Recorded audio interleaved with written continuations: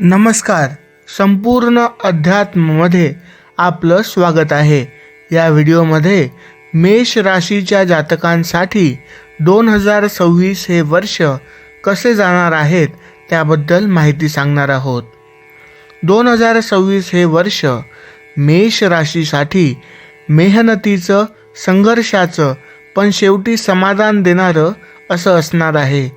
या वर्षात कर्म, भाग्य आणि संयम या तिन्हींची परीक्षा तुम्हाला द्यावी लागेल.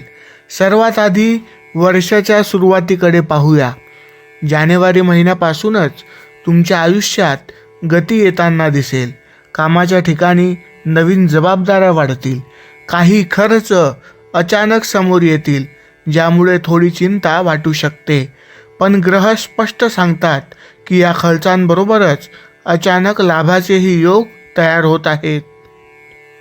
या काळात परिश्रम केला तर त्याचं फळ नक्की मिळेल. फेब्रुवारी आणि मार्च महिन्यामध्ये करिअरसाठी हे महिने महत्त्वाचे ठरणार आहेत. नोकरी करणाऱ्यांना प्रमोशन, पदवाढ किंवा नवीन ऑफर मिळू शकतात. व्यवसाय करणाऱ्यांसाठी नवीन क्लायंट, नवीन डील्स आणि नवीन संपर्क वाढण्याचे योग आहेत.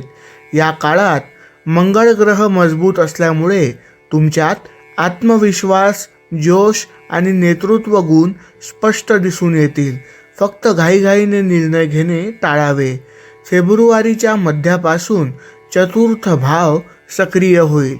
याचा अर्थ असा की घर, वाहन किंवा स्थावर मालमत्ता खरेदीचे योग तयार होऊ शकतात. आई वडिलांचा सल्ला आणि आशीर्वाद या काळात खूप उपयोगी ठरेल. कुटुंबात शांतता आणि समाधान अनुभवायला मिळेल. एप्रिल, मे आणि जून या काळात मात्र थोडे उतार चढाव अनुभवायला येतील. कामाच्या निमित्ताने धावपळ वाढेल. राशी स्वामीचा राहूसोबत योग आणि नंतर 12व्या भावात प्रवेश हा खर्च वाढवणारा ठरू शकतो.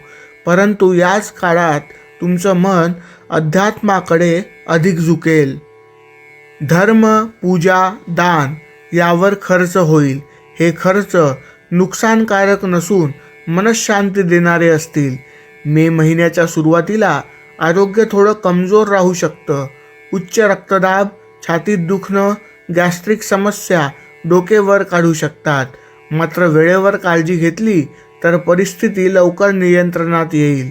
या काळात योग, प्राणायाम आणि संतुलित आहार खूप आवश्यक आहे. या वर्षात परदेश प्रवासाचे मजबूत योग आहेत. काही लोकांना परदेशात नोकरी, व्यवसाय किंवा दीर्घ प्रवास करण्याची संधी मिळू शकते. मित्रमैत्रिणी आणि मोठ्या भावंडांकडून सहकार्य मिळेल. नेटवर्क वाढेल आणि नवीन लोक आयुष्यात येतील. शनीच्या 12व्या भावातून गोचर तुमच्यासाठी नवीन संधी घेऊन येईल. जिथे खर्च वाढतील तिथेच उत्पन्नाचे नवीन स्रोतही उघडतील. नवीन व्यवसाय सुरू करायचा विचार करीत असाल तर हा काळ अनुकूल आहे. विद्यार्थ्यांसाठी हे वर्ष खूप चांगलं ठरेल. मेहनतीचं फळ नक्की मिळेल. जुलैनंतर गुरुची उच्च स्थिती तुमच्या भाग्यात मोठा बदल घडवेल. सुखसमृद्धी आणि स्थैर्य या काळात तुम्हाला अनुभवायला मिळेल. घर, वाहन, इतर सुखसुविधा यांचे योग पक्के होतील. कुटुंबात प्रेम आणि सहकार्य वाढेल. धार्मिक यात्रा, तीर्थयात्रा याचेही योग तयार होतील. राहूच्या 11व्या भावातून गोचर इन्कममध्ये अचानक वाढ देईल. अनपेक्षित आर्थिक लाभ, रिसर्च, परदेशी संपर्क यातून फायदा होईल. शेअर मार्केट आणि गुंतवणूक या बाबतीत वर्षाच्या शेवटी चांगले परिणाम मिळू शकतात. मात्र सप्टेंबर ते डिसेंबर या काळात खर्चावर नियंत्रण ठेवा. प्रेम आणि वैवाहिक जीवनाबाबत हे वर्ष मिश्र स्वरूपाचं आहे. सुरुवातीला प्रेमात जोश आणि आकर्षण असेल, मात्र मधल्या काळात गैरसमज आणि अहंकारामुळे तणाव निर्माण होऊ शकतो. शांतता, संवाद आणि विश्वास हेच नातं टिकवतील. ऑक्टोबरनंतर विवाहासाठी उत्तम काळ सुरू होईल. वर्षाच्या शेवटी ही स्थिती हळूहळू सुधारेल. करिअरमध्ये स्थिरता, धनस्थितीत सुधारणा आणि मानसिक समाधान मिळेल. आता या वर्षाचा सर्वात महत्त्वाचा ज्योतिषीय संदेश. मेष राशीच्या जातकांनो, 2026 हे वर्ष तुम्हाला शिकवेल की भाग्य आहे, पण ते मेहनतीशिवाय जागत नाही.